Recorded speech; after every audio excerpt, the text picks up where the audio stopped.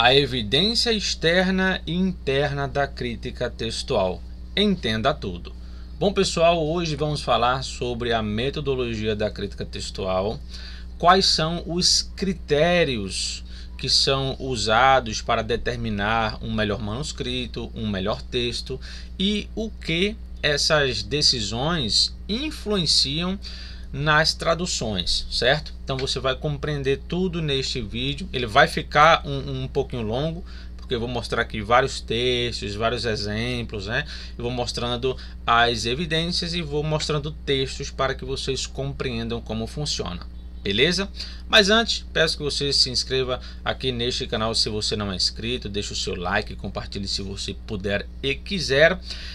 Caso você tenha interesse de fazer um curso de grego bíblico, é só você falar comigo. Aqui na descrição deste vídeo está aí o meu contato, né? No caso você pode pegar ele aqui também, ó, deixa eu mostrar aqui a vocês. Aqui, ó, na página, essa aqui é a página do meu Instagram, tá? O meu contato é esse aqui. Então, caso você queira fazer algum curso de grego bíblico, você pode pegar esse contato e se comunicar comigo, beleza? Esse curso vai do nível básico ao nível avançado, certo? E aqui também é a minha página, né? Caso você queira seguir, o link está aqui na descrição.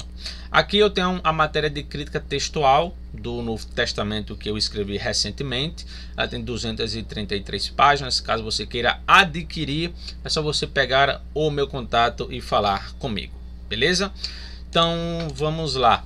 Claro, não posso deixar de mencionar, caso você tenha interesse de fazer um curso de hebraico bíblico, aqui na parte de membros deste canal, membros nível 2, né, você tem um curso de hebraico bíblico do nível básico ao nível avançado. Esse curso custa apenas R$19,99 por mês, beleza? Vamos pegar ali passo a passo como funciona.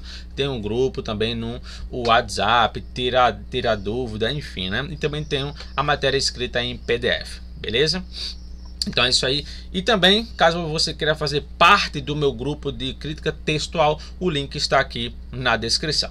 Bom, falando sobre essa questão, né, da evidência externa e da evidência interna, o que acontece? A evidência externa, ela trabalha com os documentos, ela vai analisar data, de qual região aquele manuscrito pertence, ela vai analisar os diversos manuscritos gregos, as traduções em outras línguas como Vulgata, no caso latim, copta, siríaco.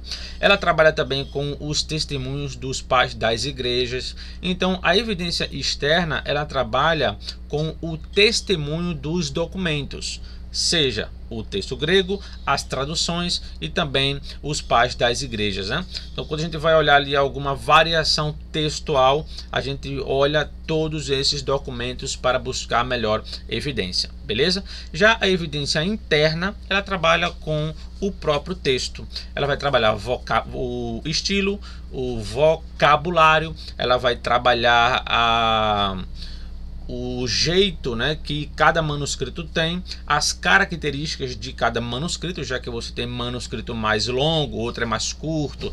Então a evidência interna, ela já trabalha no interno, ou seja, dentro do texto, certo? E aqui eu vou mostrar como elas funcionam na prática, certo? Então vamos lá para vocês verem aí como funciona essa questão.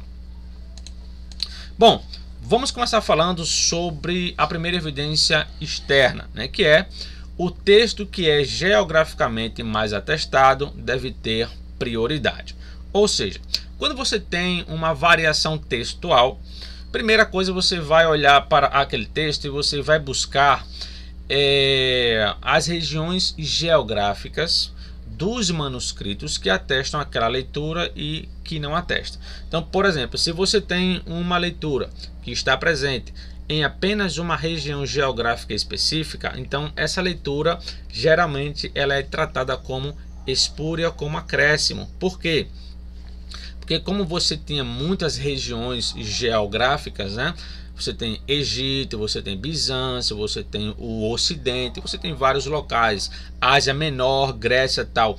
Então, se você encontra algum manuscrito que só ele tem uma leitura que nenhum outro manuscrito tem, então a tendência é o quê? que aquele manuscrito ele foi acrescentado ou que ele foi mexido, certo? Então, por exemplo, ó, aqui em Atos capítulo 1 versículo 2 temos um ótimo exemplo. Aqui diz, né, que até o dia em que foi recebido em cima, depois de ter dado mandamentos pelo Espírito Santo aos apóstolos que escolhera. Observe que os nossos textos gregos que nós temos, seja ali o texto crítico, o texto bizantino, o texto Exceptos, a família 35, não importa. Todos eles basicamente falam que a mesma coisa, né? E eles terminam com esse termo aqui, tá?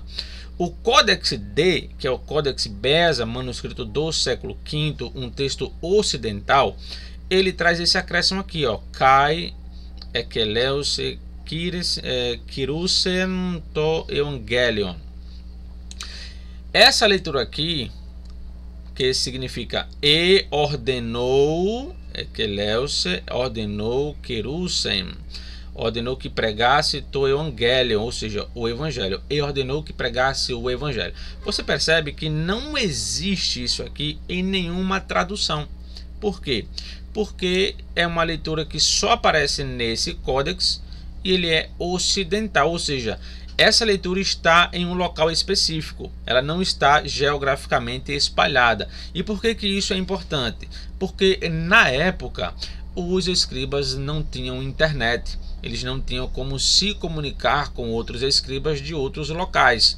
Sendo assim, o escriba que fosse acrescentar algum texto na sua cópia, o de outro escriba não iria ser acrescentado, porque ele estaria em um outro local distante. Então, aquele acréscimo, né, ele ficaria evidente porque vários outros lugares não atestam aquela leitura, só aquele local específico. Então, quando isso é exposto, a gente percebe que o escriba ele acrescentou.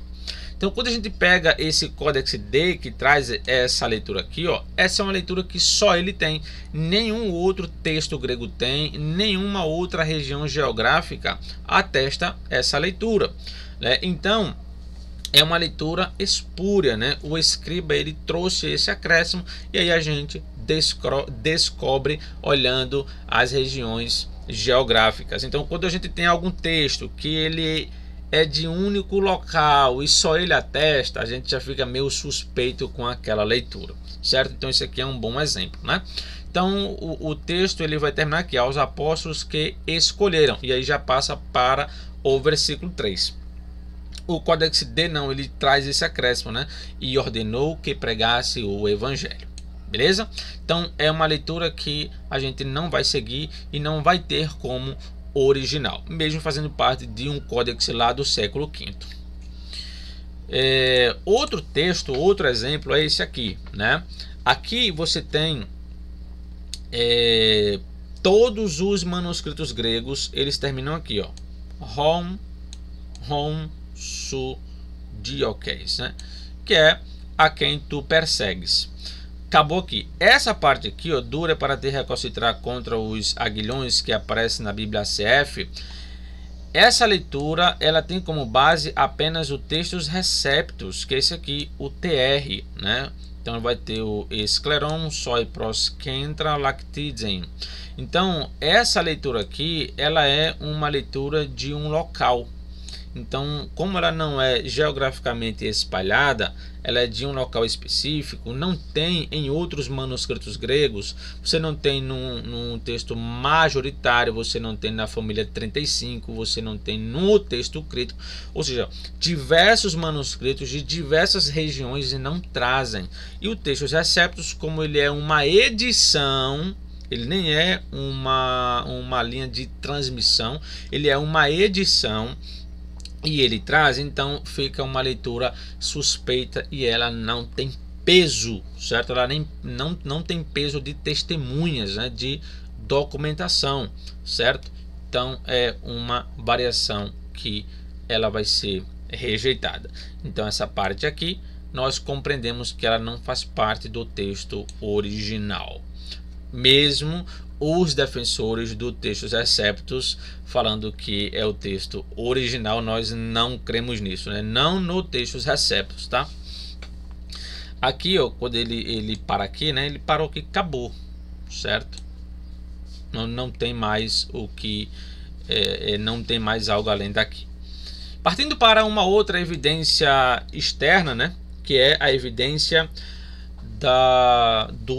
o texto mais antigo melhor, né? Essa é uma das evidências externas. Quanto mais antigo o manuscrito é, melhor ele é, porque está mais próximo do texto original. Embora eu não concorde muito com essa ideia, né? Mas é uma ideia que é proposta, é uma metodologia que existe, e que essa metodologia ela acaba refletindo nas nossas traduções em português, tá? Porque grande parte das nossas traduções elas seguem esse critério de seguir um texto mais antigo, né? Embora eu discorde disso, mas é uma questão que tem que ser compreendida, entendida, para que você compreenda como funciona ali uma tradução, no caso o processo de uma tradução, certo? Então nesse texto aqui de João 5,4, aquele famoso texto, né, que diz que o anjo descia ao tanque e agitava a água, né?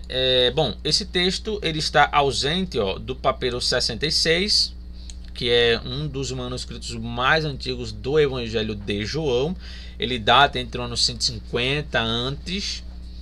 Alguns falam que ele vai até o ano 170, 150 ali, mas ele está ali entre a metade do século II, né? Ano 150 para cá, um pouquinho para lá, nessa faixa. O P75 ele já gira em torno do ano 200, final do século II, início do século III. Você tem o Códex Sinaítico, o Códex Vaticano, ambos século IV. Você tem o Códex Efraimi, século V, o Códex D, século V ocidental. Você tem esse minúsculo que é do século IX, mas ele é um minúsculo alexandrino. Ele tem um certo apoio do Códex Vaticano, né? Eles são bem parecidos. Aí você tem a siríaca curetoniana, a copta saídica e também a copta alguns manuscritos, né, da copta boaírica, né? Então vale lembrar que o copta é uma língua egípcia, tá? Então o que acontece aqui? Basicamente o peso dessa omissão está onde? Está no Egito, em uma região específica, né? Ou seja, você não tem muito peso, muita omissão desse texto fora de Alexandria, né? Então é por isso que alguns acreditam que esse texto ele foi omitido propositalmente por escribas daquela região, né? Mas os estudiosos entendem que o P66, o 75, o Vaticano e o Sinaítico juntos, quando eles concordam em alguma leitura, eles são praticamente imbatíveis, tá?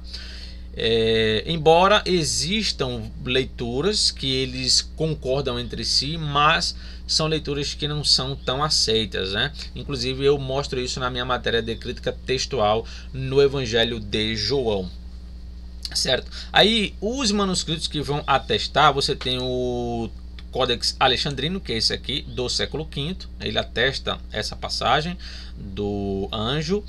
Esse códex nos evangelhos, né, ele tem uma concordância muito grande com o texto bizantino, que é ali o texto Zecéptos, o texto majoritário, a família 35. Aí você tem também a família 1 e a família 13, você tem a Peshita, né, siríaca Peshita, heracleana e palestinense. Você tem também manuscritos da copta e alguns pais das igrejas como Tertuliano, Hilário, Ambrósio e Crisóstomo, que vão atestar aí esse versículo 4. Mas o que está em xeque aqui? Em xeque está esses manuscritos mais antigos aqui, ó, que fazem parte da mesma região geográfica, né, do Egito. Então eles têm um certo peso nessa escolha. Por isso que a nova NVI ela não traz esse texto, porque ela segue esse critério. Os tradutores elas seguiram esse critério. Não só ela, né? Várias traduções antigas elas seguem por esse mesmo padrão, certo? Então essa evidência é uma outra evidência externa que nem todo mundo concorda, inclusive eu não concordo com essa ideia de um texto melhor, um texto mais antigo melhor, principalmente quando ele faz parte de uma mesma região geográfica, né? Isso acaba aí, a meu ver, tirando um pouco da confiabilidade, porque se é um local específico e todo mundo ali omite, alguma coisa ali pode ter acontecido. Algum escriba ele pode ter achado isso aqui meio estranho, um anjo descer para agitar as águas e alguém que descia era curado, isso parece meio lendário, né? Então algum escriba ele poderia ter esse conceito e poderia arrancar isso aqui propositalmente, né? Já que no próprio versículo 7, o próprio homem diz que as águas eram agitadas e pessoas desciam ali antes dele, né? Será que ele passou tanto tempo ali e não viu nenhuma cura, né? Além disso, essa história ela pode ser algo lendário, ou seja, o próprio autor ele pode estar narrando um pensamento da época e não necessariamente que algum anjo descia, né? Também pode ser isso, mas enfim. Levando em consideração a evidência externa do texto mais antigo melhor, esse texto ele vai ser omitido, porque ele está ausente da grande maioria dos manuscritos mais antigos. Outro critério, esse aqui é um critério que sinceramente para mim ele é um pouquinho forçado, mas ele existe, né? Que é o seguinte: o texto que deve ser mais aceito, que deve ter prioridade sobre outros, é o texto alexandrino.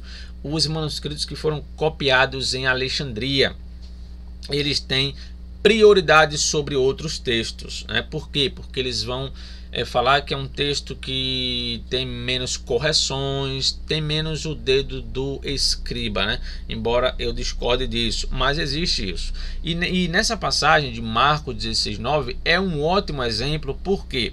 Porque você só tem apenas 2 manuscritos que omitem o versículo 9 a 20. O primeiro, o Códex Sinaítico, como vocês podem ver, né? Marcos 16:8, ele termina aqui e deixa essa coluna em branco, né? Se ele deixou isso aqui em branco, significa que esse escriba ele conhecia esse texto, ou ele conhecia alguma polêmica e teve alguma dúvida e decidiu não colocar. Por quê? Porque esse manuscrito ele é escrito em 4 colunas, né? 1, 2, 3, 4. Por que ele iria deixar essa coluna em branco? Ou seja, era para ele começar Lucas aqui, mas como ele não começou, isso indica que houve algum problema.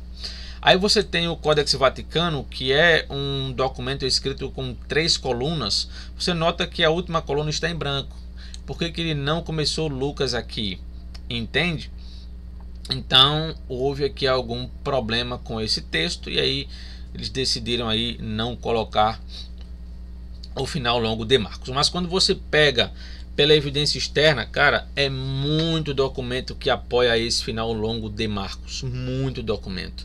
E na minha matéria de crítica textual eu mostro todas as testemunhas gregas.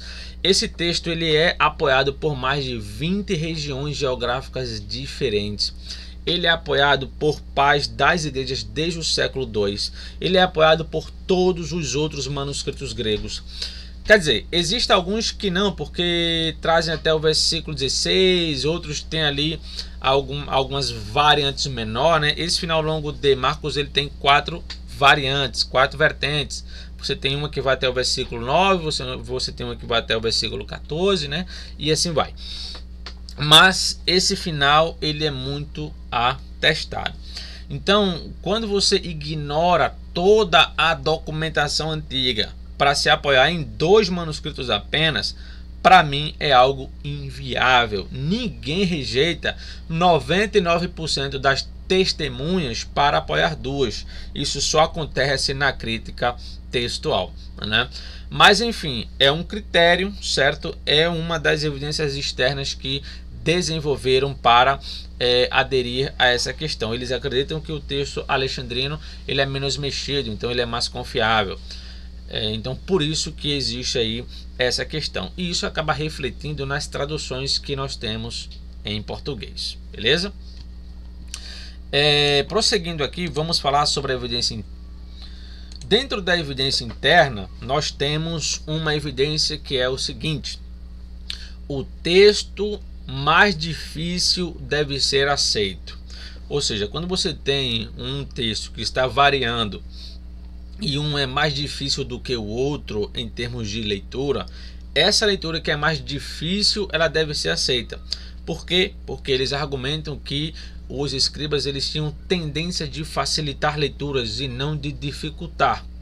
Então, quando algum escriba ele chegava ali em algum texto e ele via algum texto difícil, ele dava um jeitinho de melhorar aquele texto.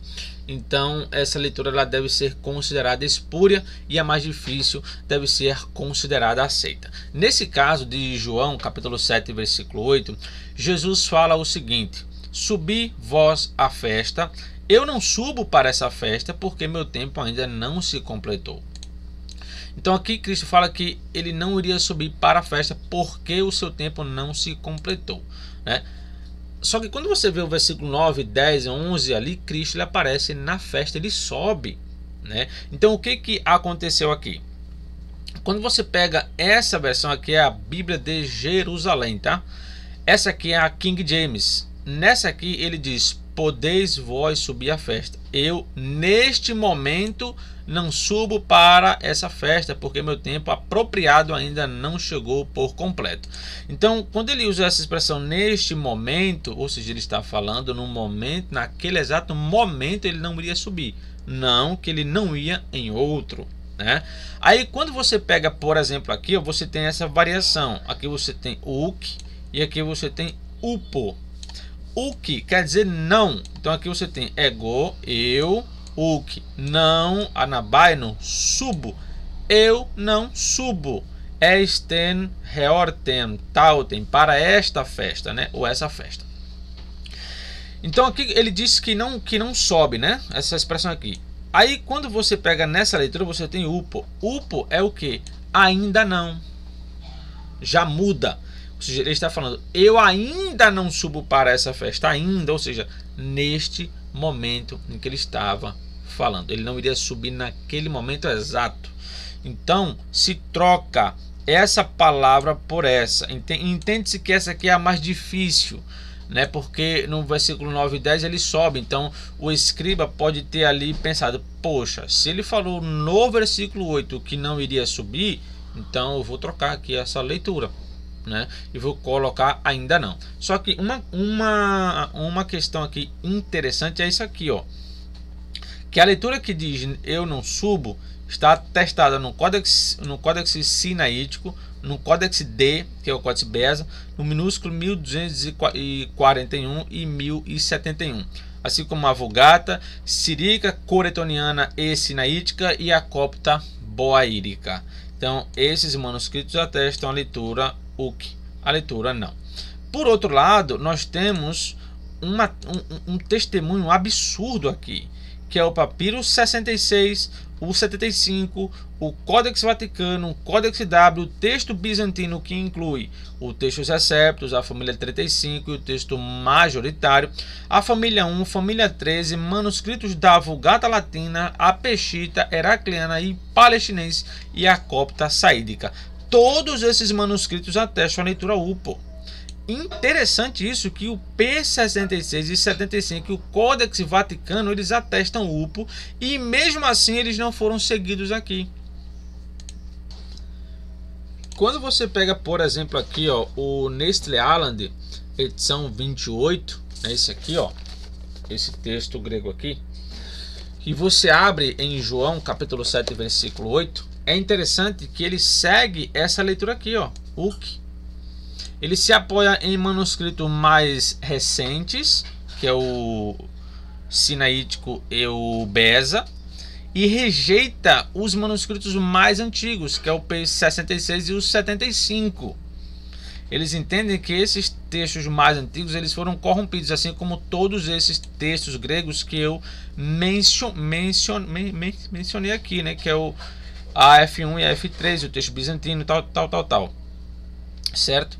Então, essa leitura, ele segue um texto mais difícil. Então, veja que a evidência interna, neste caso, ela está sendo mais, digamos assim, mais usada do que a evidência externa. Ela tem mais peso, né? Quando se vai analisar o interno, o contexto, o vocabulário, entre outras coisas. Ou seja, não basta a leitura ela ter muito apoio antigo ou recente, ela também tem que se enquadrar no devido contexto, né? Qual seria ali a melhor leitura e por quê. Então existe aí essa questão dentro de João capítulo 7, versículo 8, tá? Uma outra evidência interna que eu até mencionei no meu vídeo passado, né, que eu fiz sobre a evidência interna e a NVI, mas aqui eu vou usar outro exemplo. Aqui a Bíblia ACF ela traz essa leitura aqui, ó, bendita és tu entre as mulheres, né? Quando esse anjo ele fala para Maria, bendita és tu entre as mulheres. A Bíblia ARA ela para aqui, ó, o Senhor é contigo. No caso seria aqui, ó, o Senhor é contigo. Quer dizer, essa leitura mais longa, ela não aparece na Bíblia ARA. Por quê? Porque a leitura mais longa, ela está omitida do Códex Sinaítico, Códex Vaticano, Códex W, Família 1, Siríaca, Palestinense, Copta Saídica e Boaírica, e também alguns pais das igrejas como Jerônimo, João Damasceno, Epifânio e Ezequiel.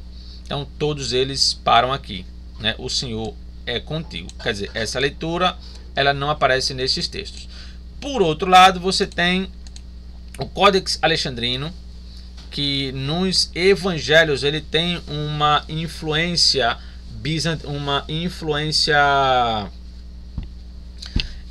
alexandrina, né? Aí você uma influência bizantina, mesmo ele sendo um manuscrito de Alexandria. Você tem o Códex C, que também é alexandrino. Você tem o Códex D, que é ocidental. Você tem a família 13 e o minúsculo 33. Esse minúsculo aqui, ele é um documento alexandrino. Você tem a Vulgata Latina, você tem a Siríaca Peshita, você tem a Heracliana e você tem um texto bizantino, que inclui ali o texto Receptus, a família 35, o texto majoritário também. Aí você tem manuscritos da Copta Boaírica também, né, que é a língua egípcia, né, o Copta.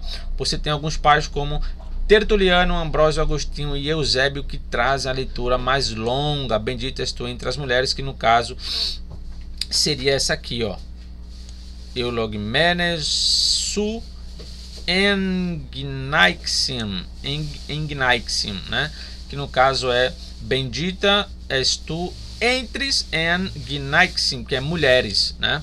Então essa leitura é atestada nesses manuscritos, só que como o texto mais antigo omite e você tem vários manuscritos de variadas regiões, então entende-se que essa deveria ser a leitura mais preferida, porque os escribas tinham tendência de acrescentar, que é uma ideia que também eu discordo dentro dessa evidência interna. Isso existe de fato, você tem escribas que eles acrescentavam, mas também tem muita tendência de omissão nos manuscritos de Alexandria, inclusive num Códex Vaticano e no Códex Sinaíticos, tá?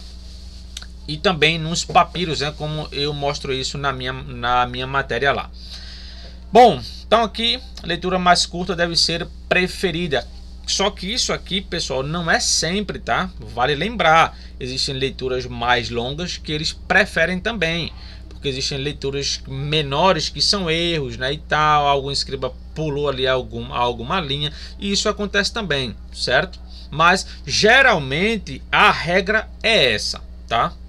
A não ser quando o contexto mostra alguma outra coisa. Aí, por último, temos aqui a evidência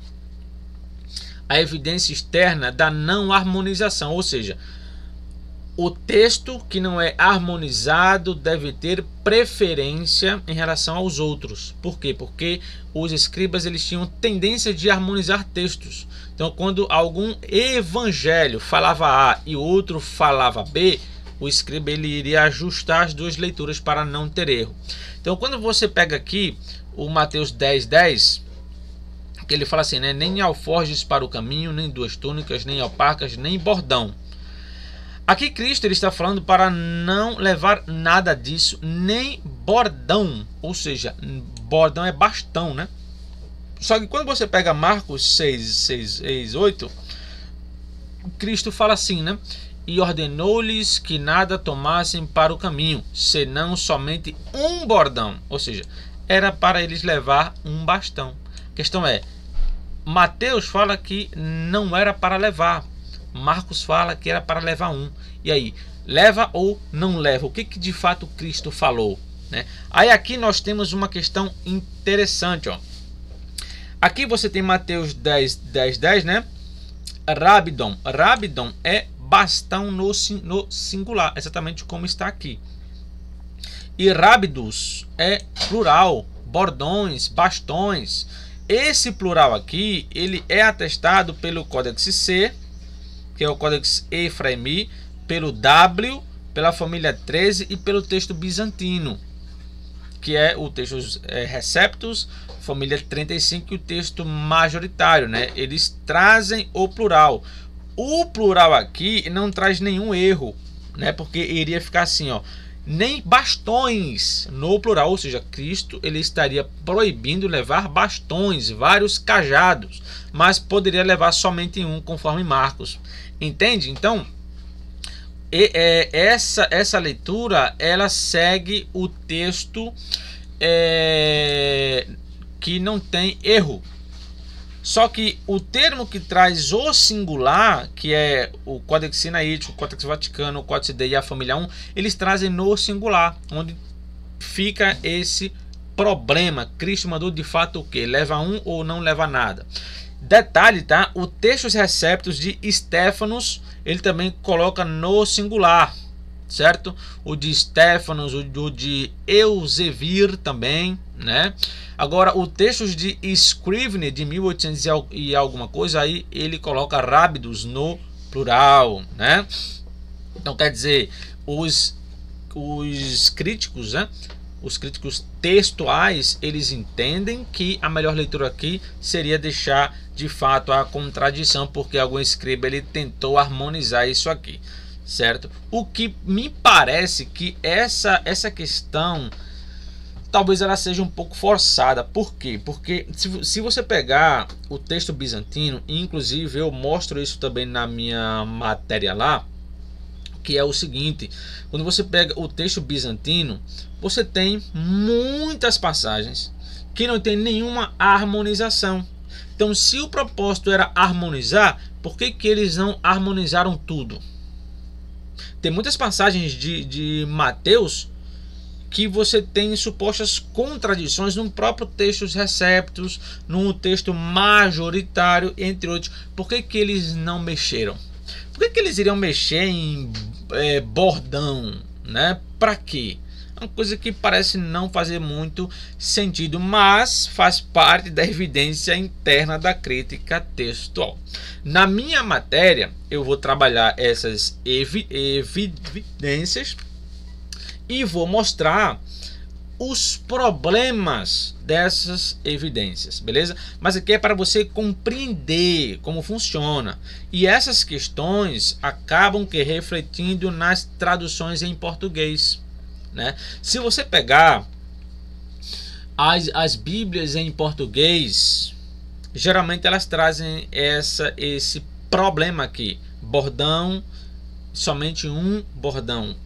Você faz aí essa comparação, elas vão trazer por causa disso, entende? Então, todos esses fatores que eu mencionei refletem nas traduções em português, certo? Então aí você compreende o motivo, tá, do porquê várias versões omitem passagens, não tem certas palavras, vocábulo, etc. Você entende isso, certo? Então é importante que se tenha isso em mente. Uma coisa é você discordar, mas uma coisa que você é obrigado a compreender, entender.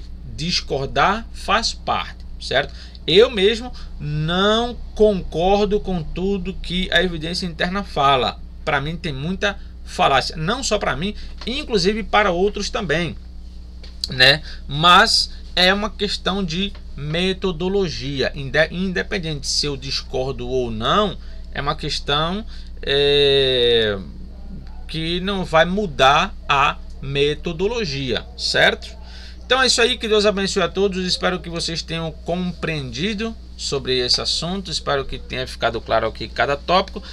Caso você queira adquirir a minha matéria de crítica textual do Novo Testamento, fale comigo no WhatsApp, certo? Como vocês sabem, o meu contato está aqui na página do meu Instagram. Vocês podem pegar aí agora, tá? Que Deus abençoe a todos e até o próximo vídeo.